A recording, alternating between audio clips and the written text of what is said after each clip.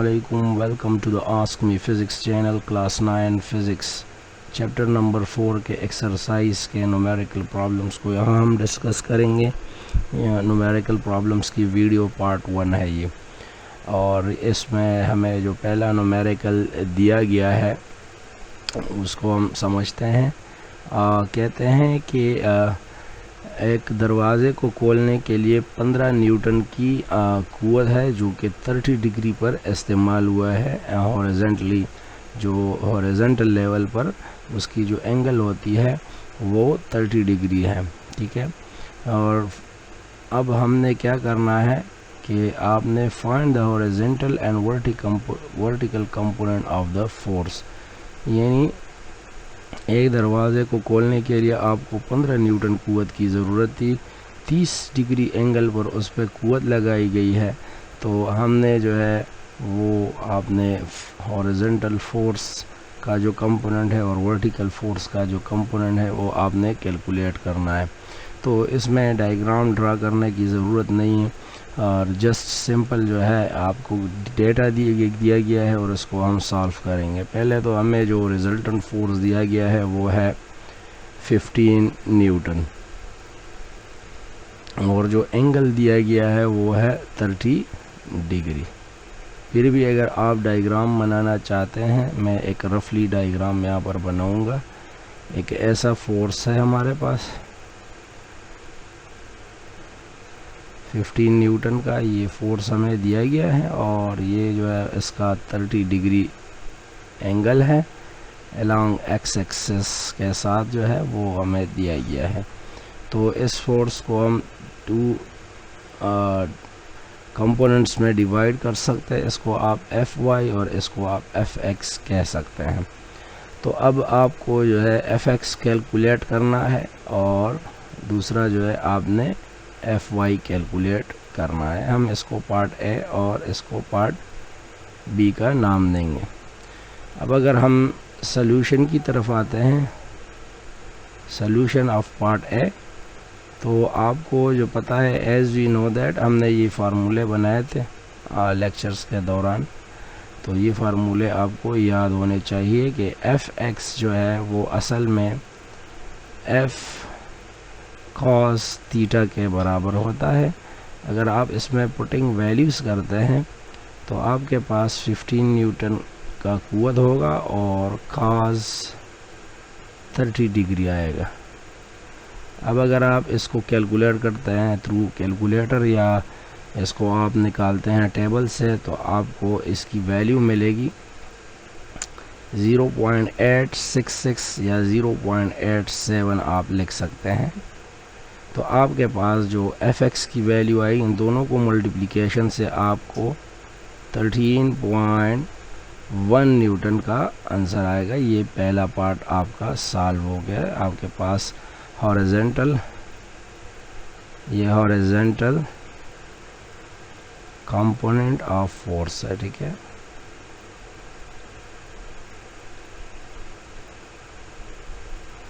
इस तरह अगर हम सॉल्यूशन फॉर पार्ट बी करते हैं तो हमें पता है एज वी नो Fy जो होता है वो असल में F sin थीटा होता है।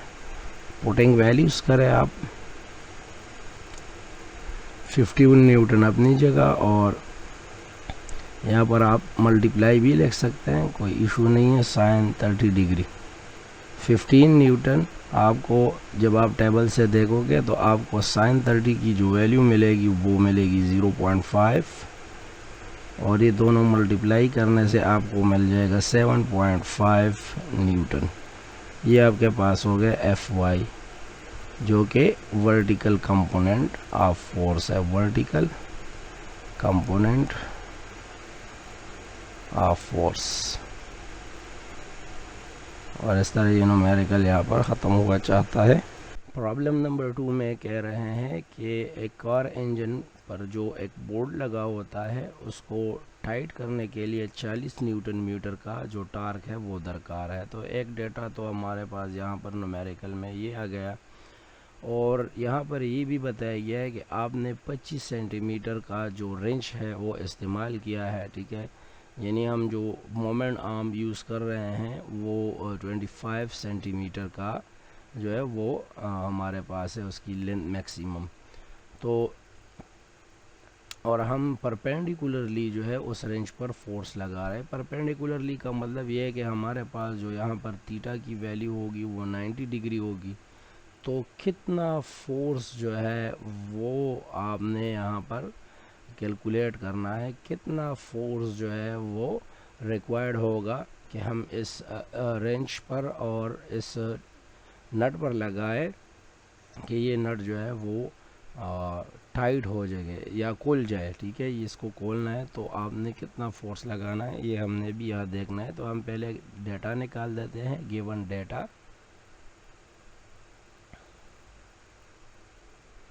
तो आपके पास जो टार्क की वैल्यू है वो 40 न्यूटन मीटर रिक्वायर है, और जो हमारे हम पास जो मोमेंट आर्म है आप इसको आर भी लिख सकते हैं या आप इसको डी लिखना चाहते हैं, जो भी आप लिखना चाहो। 25 सेंटीमीटर है, लेकिन हमें इसको मीटरों में कन्वर्ट करना है, तो इसके लिए 25 सेंटी हमने पढ़ा था पहले ही, 10⁻⁻² मीटर। और अगर आप इसको इस तरह लिखते हैं 25 डिवाइडेड बाय 100 भी आप इसको लिख सकते हैं, क्योंकि ये 10⁻² है, लेकिन माइनस की वजह से ये डिवाइड में चला जाएगा। तो आपके पास जो डी की वैल्यू आएगी वो आएगी 0.25 मीटर। सेंटीमीटरों में ये कन्वर्ट, सेंटीमीटर से ये मीटर में कन्वर्ट हो चुका है। तो हम यहाँ पर डी या आर दोनों जो है आप इसको लिख सकते हैं, ये कोई इशू नहीं है। और थीटा जो दी गई है वो 90 डिग्री है। ठीक है, मैक्सिमम टार्क हम इससे प्रोड्यूस कर सकते हैं। तो कितना फोर्स जो है वो रिक्वायर्ड है कि हम वो यूज़ करें कि इतना ही टार्क इस सिचुएशन में हमारे पास आ जाए। तो पहले तो आपको पता होना चाहिए कि टार्क का जो फार्मूला है, as we know that ये फार्मूला आपके पास जो टार्क का है वो है एफ डी साइन थीटा।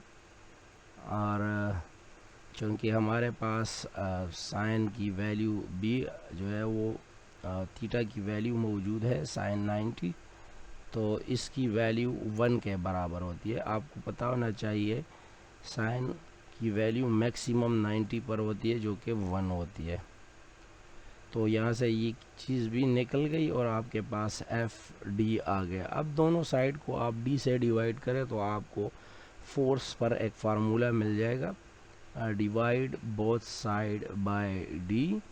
और ये याद रखें कि डी की वैल्यू 0 ना हो। ठीक है, अगेंस्ट द मैथमेटिकल रूल जो फिर ये बनेगा अगर डी की वैल्यू 0 हो, यहाँ पर 0 नहीं। तो आपके पास टार्क डिवाइडेड बाय डी, और यहाँ पर भी अगर आप एफ डी लिखते हैं तो लिख सकते हैं। तो आपके पास जो फाइनल फार्मूला बनेगा वो इस तरह, torque divided by D.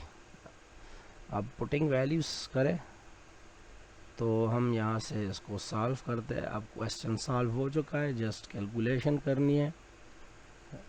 Torque की जो वैल्यू है वो है 40 न्यूटन मीटर, और इसकी वैल्यू है 0.25 मीटर।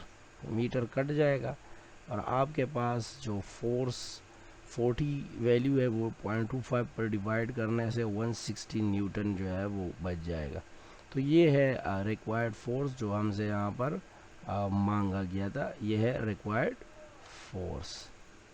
अब प्रॉब्लम नंबर 3 में हमें दिया गया है कि दो बच्चे हैं जिसमें सना जिसकी मास जो है 43 kg है।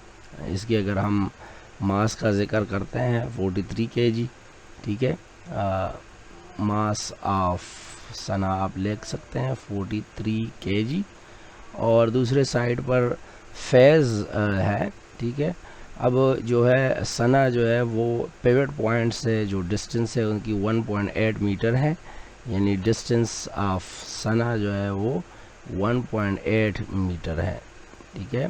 अब फेज़ है, फेज़ की जो मास है वो मास ऑफ फेज़ हम एफ से लिखेंगे जो कि 52 kg है, और इसकी जो वेट होगी आप यहाँ पर लिख सकते हैं, जी की वजह से ही होगी, यहाँ पर भी जी की वैल्यू होगी, और जी की वैल्यू 9.8 मीटर पर सेकंड स्क्वायर हम लेते हैं। तो ये पूछ रहे हैं कि ये फेज़ कितने डिस्टेंस पर बैठ जाए, ठीक है, यानी डिस्टेंस ऑफ फेज़ जो है वो कितना होना चाहिए कि इन दोनों का जो सीसा हो वो बैलेंस रह सके। तो पहले तो जब हम डेटा निकालते हैं तो मास ऑफ सना हम लिख देंगे 43 kg, और इसके साथ जो डिस्टेंस ऑफ सना है वो भी हम लिखेंगे, वो है 1.8 मीटर। फिर हम लिखेंगे मास ऑफ फेज़ जो कि है 52 kg, और हमें ये भी पता है जी की वैल्यू 9.8 होती है। ये वैल्यू यहाँ पर यूज़ नहीं होगी डायरेक्टली, बस जस्ट कट हो जाएगी, लेकिन फिर भी लिखना ज़रूरी है। आपके पास डेटा में जितना मवाद ज़्यादा हो, न्यूमेरिकल सॉल्व करना उतना आसान होगा। तो अभी हमने जो डिस्टेंस ऑफ फेज़ है पिवट पॉइंट से वो कैलकुलेट करनी है, ठीक है। तो सॉल्यूशन में आते हैं। तो सॉल्यूशन में हम देखते हैं कि according to principle of moment, तो ये दोनों तभी बैलेंस होंगे कि क्लॉकवाइज, प्रिंसिपल ऑफ मोमेंट पहले लिखते हैं, प्रिंसिपल ऑफ मोमेंट, सॉरी ये प्रिंसिपल ऑफ मोमेंट जो होता है वो लिखते हैं। उसमें जो टॉर्क होता है क्लॉकवाइज, ठीक है, वो बराबर होना चाहिए टॉर्क एंटी क्लॉकवाइज। तो अब आप देख सकते हैं कि इस बच्चे की वेट की वजह से यहाँ पर क्लॉकवाइज टॉर्क प्रोड्यूस होगा, ठीक है, और इस बच्ची की जो वेट होगी उसकी वजह से एंटी क्लॉकवाइज टॉर्क प्रोड्यूस होगी। तो पहले हम यहाँ से डेटा निकालते हैं कि इस बच्चे का जो वेट है, आप लिख सकते हैं वेट ऑफ द फेज़, और यहाँ आप लिख सकते हैं वेट ऑफ सना। तो वेट ऑफ द फेज़ जब लगता है डिस्टेंस जो यहाँ इस पॉइंट से है, जिसको हमने डी एफ लिखा है, और यहाँ पर आप लिख सकते हैं distance weight of the Sana with moment arm, या डिस्टेंस ऑफ द सना। अब इनको हम जो है, हमें पता है एम जी जो है वेट का फार्मूला होता है, तो हम मास ऑफ फेज़ जी निकालेंगे, और डी एफ ये भी आप लिख सकते हैं, क्योंकि यहाँ फोर्स परपेंडिकुलर है तो थीटा का जो है कंसेप्ट है यहाँ पर वो 90 होगा, साइन 90 जो है वो 1 के बराबर होता है, तो उसका लिखने का ज़रूरत भी नहीं है, लेकिन हम इंट्रोड्यूस करेंगे और बाद में इसको ख़त्म कर देंगे। दोनों जो है ना परपेंडिकुलर लगते हैं। तो यहाँ पर आपके जो एम एस बच जाएगा, जी बच जाएगा, और डी एस आ जाएगा। तो ये जी यहाँ पर कट जाएगा, दोनों की सिमिलर वैल्यूज़ है। अगर आप लिखना चाहते हैं एम एफ और डी एफ साइन थीटा, तो साइन 90 डिग्री इधर भी होगी, और M S D S sine 90 degree इधर भी होगी, ठीक है, क्योंकि परपेंडिकुलर लगते हैं। तो ये 1 के बराबर, ये भी 1 के बराबर। तो एम एफ डी एफ और इस तरह M S D S putting values करें, या जो है पहले आप जो है आपने कैलकुलेट करना है यहाँ डी एफ को, तो दोनों साइड को एम एफ से हम डिवाइड कर देंगे, ठीक है, एम एफ से आप यहाँ पर डिवाइड करें, divide both side by M F, ठीक है। आपने एम एफ से डिवाइड किया तो एम एफ यहाँ ख़त्म, डी एफ का फार्मूला बच गया एम एस डी एस और एम एफ, ठीक है। पुटिंग वैल्यूज़ करें और इसको हम यहाँ पर सॉल्व करते हैं। तो D F equal to M S की जो वैल्यू है वो है 43 kg, और जो आपके पास डी एस की वैल्यू है वो है 1.8 मीटर, और नीचे आपके पास जो एम एफ की वैल्यू होगी वो आपने 52 kg लिया।